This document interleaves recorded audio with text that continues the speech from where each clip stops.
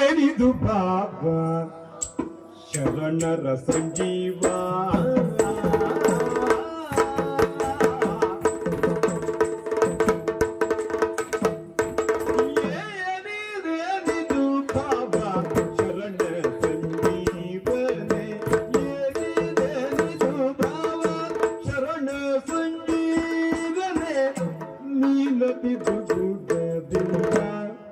ಸಂಜೀವನೆ ನೀನದು ಗುಡದಿಲ್ಲ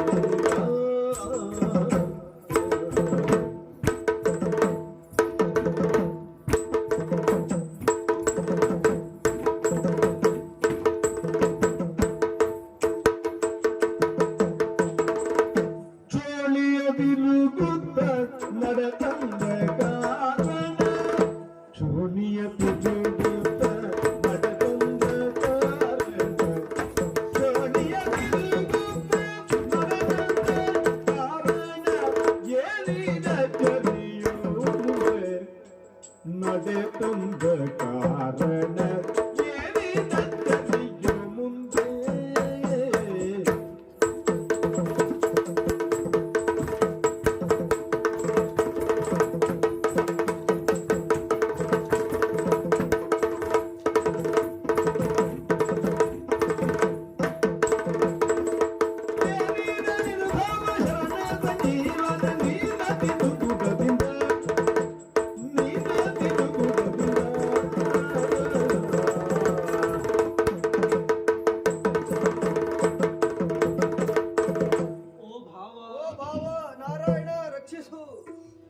ಓ ಭಾವ, ಇದೆಂತಹ ಪರಿಸ್ಥಿತಿಯೋ ನೀನು?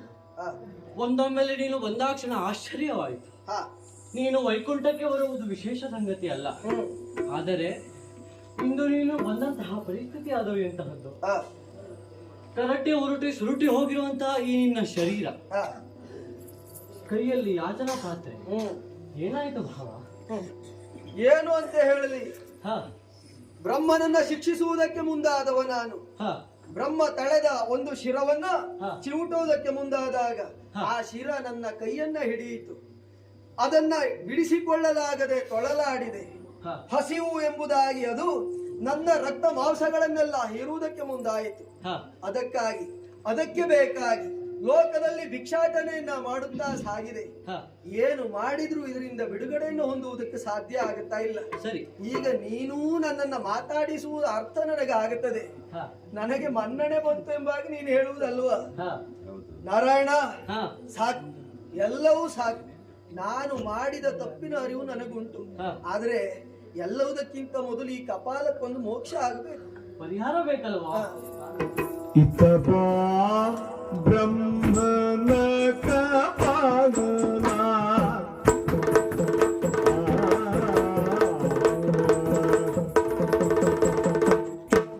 ಇತಬಾ ಬ್ರಹ್ಮನ ಕಪಾಲನೆ ಇತಬಾ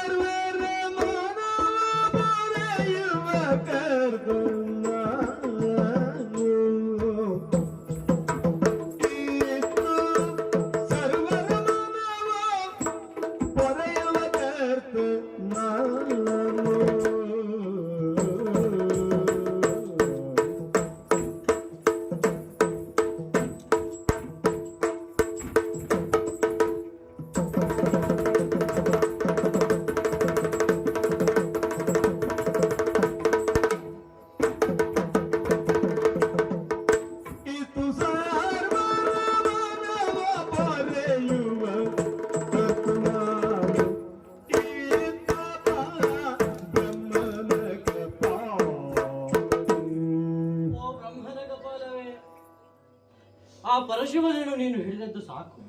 ನಿನಗೆ ಬೇಕಾದದ್ದು ಮಾಂಸ ಮಜ್ಜೆ ಎಂದಾದರೆ ಅವನಲ್ಲಿ ಇನ್ನೂ ಅದು ದೊರಕುವುದಿಲ್ಲ. ಆತನ ಪರಿಸ್ಥಿತಿಯನ್ನು ನೋಡು. ಕರಟಿ ಮುರುಟಿ ಸುರುಟಿ ಹೋಗಿದ್ದಾನೆ ಆತ. ಇದು ಇಲ್ಲಿ ಬಾ, ನಿನಗೆ ಬೇಕಾದಂತಹ ಮಾಂಸ ಮಜ್ಜೆಯನ್ನು ನಾನು ಕೊಡ್ತೇನೆ.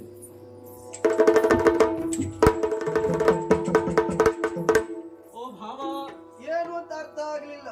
ನೀನು ಕರೆದಾಕ್ಷಣ ನನ್ನ ಕರದಿಂದ ಅದು ಜಾರಿತು. ನೀನು ಕೈ ಕೊಡ್ಲಿಲ್ಲ, ಕೈ ಬಿಟ್ಟೆ. ಕೆಳಕ್ಕೆ ಬಿದ್ದು ಕೂಗಾಡ್ತಾ ಇದೆ, ಮೋಸ ಮೋಸ ಅಂತ ಹೇಳ್ತಾ ಉಂಟು. ಸತ್ಯ ಏನು ಅಂತ ನನಗೆ ಅರ್ಥ ಆಗ್ಲಿಲ್ಲ. ಅದಕ್ಕೆ ಬೇಕಾದಂತಹ ಮಾಂಸ ಮಜ್ಜೆಗಳು ಈ ಕ್ಷಣಕ್ಕೆ ದೊರಕಲಿಲ್ಲ ಎನ್ನುವಂತಹ ಕಾರಣದಿಂದ ಮೋಸ ಮೋಸ ಎನ್ನುವಂತೆ ಅದು ಕೂಗಿತು. ತಪ್ಪಲ್ಲ. ಯಾಕೆಂದರೆ ನಾನು ಅದಕ್ಕೆ ಈಗಲೇ ಕೊಡ್ತೇನೆ ಎಂಬುದಾಗಿ ಹೇಳಲಿಲ್ಲ. ಮುಂದೊಂದು ಸಂದರ್ಭದಲ್ಲಿ ಒಂದು ಮಹಾಯುದ್ಧವಾಗಲಿದೆ. ಧರ್ಮ ಸಂಸ್ಥಾಪನೆಯ ಜೊತೆಗೆ ಅದಕ್ಕೆ ಬೇಕಾದಂತಹ ಮಾಂಸ ಮಜ್ಜೆಯನ್ನು ನಾನು ಒದಗಿಸ್ತೇನಂತೆ. ಈಗ ನಿನ್ನ ಕೆಲಸವೆಂತಹದ್ದು? ಅರ್ಥ ಆಯ್ತು ಭಾವ ನನಗೆ. ನನ್ನ ತಪ್ಪಿನ ಅರಿವು ನನಗೆ ಆಯ್ತು. ಲೋಕದಲ್ಲಿರುವ ಎಲ್ಲರನ್ನ ಪರೀಕ್ಷಿಸಬೇಕು ಎಂಬ ಕಾರಣಕ್ಕಾಗಿ ವೇಷವನ್ನ ಧರಿಸಿ ಹೊರಟವನು ನಾನು. ಅತ್ತ ಕಡೆಯಲ್ಲಿ ಸತ್ಯಲೋಕವನ್ನ ಸೇರಿದೆ. ಬ್ರಹ್ಮ ಶಾರದೆಯಿಂದ ಕೂಡಿದಂತಹ ವಿಚಾರವನ್ನ ತಿಳಿದೆ. ಲೋಕ ಈಗಾಗಲೇ ತಿಳಿದಿರುವಂತಹ ವಿಷಯ, ಖಾತ್ರಿಯಾಗಿರುವಂತಹ ವಿಷಯ, ಶಾರದೆ ಬ್ರಹ್ಮನಿಗೆ ಮಗಳು ಎಂಬ ಹಾಗೆ ಸತ್ಯ. ಅದಕ್ಕಾಗಿ ಆತ ಧರ್ಮವನ್ನ ಮೀರಿದ್ದಕ್ಕಾಗಿ ಶಿಕ್ಷಿಸುವುದಕ್ಕೆ ಮುಂದಾದೆ. ತ್ರಿಮೂರ್ತಿಗಳಲ್ಲಿ ನೀನು ಶ್ರೇಷ್ಠ ಎಂಬುದು ನಮಗೆ ಅರಿವು ಉಂಟು. ಆದರೂ ಬ್ರಹ್ಮನನ್ನ ಶಿಕ್ಷಿಸುವ ಯಾವ ಅಧಿಕಾರ ನನಗಿಲ್ಲದೇ ಇದ್ರು ಅವನನ್ನ ಶಿಕ್ಷಿಸುವುದಕ್ಕೆ ಮುಂದಾದನಲ್ಲ, ಅದು ನಾನು ನನ್ನ ಅಧಿಕಾರದಲ್ಲಿ ಮಾಡಿದ ಅತಿಕ್ರಮಣ ಎಂಬುದು ಅರ್ಥ ಆಯ್ತು. ಭಾವ, ಶಾರದೆ ಬ್ರಹ್ಮನಿಗೆ ಮಗಳು ಹೌದು. ಯಾಕೆ? ಅವಳನ್ನ ಆತ ಪಾಲಿಸಿದ್ದಾನೆ, ಯಜ್ಞದ ಮೂಲಕ ಪಡೆದಿದ್ದಾನೆ. ಆದರೆ ಯಜ್ಞೇಶ್ವರನಿಗೆ ಅವಳು ಮಗಳು. ಅವಳನ್ನ ಆತ ಪಾಲಿಸಿದ್ದರಿಂದ ಅವನಿಗೂ ಮಗಳು. ಅವಳು ಆತನನ್ನ ಅಪ್ಪ ಅಂತ ಕರೆದಿದ್ದಾಳೆ ವಿನಃ ಬ್ರಹ್ಮ ಅವಳನ್ನ ಮಗಳು ಅಂತ ಕರೆಯಲಿಲ್ಲ. ಹಾಗಾಗಿ ಬ್ರಹ್ಮ ಅವಳನ್ನ ಮದುವೆ ಆದ್ರೆ ಯಾವ ತಪ್ಪಲ್ಲ ಎಂಬುದು ಅರ್ಥ ಆಯ್ತು. ಹಾಗಾಗಿ ನಿನ್ನ ಸಮ್ಮುಖದಲ್ಲಿ ಬ್ರಹ್ಮ ಶಾರದೆಯರಿಗೆ ಎಲ್ಲವರ ಸಮ್ಮುಖದಲ್ಲಿ ಮದುವೆಯನ್ನ ಮಾಡಿದ್ದಾಯ್ತು. ನಿನ್ನ ಲೀಲೆಯ ಅರ್ಥ ಆಯ್ತು. ಮಾವ, ಇನ್ನು ನಾನು ನನ್ನ ಕೈಲಾಸವನ್ನ ಸೇರಿಕೊಳ್ಳುತ್ತೇನೆ.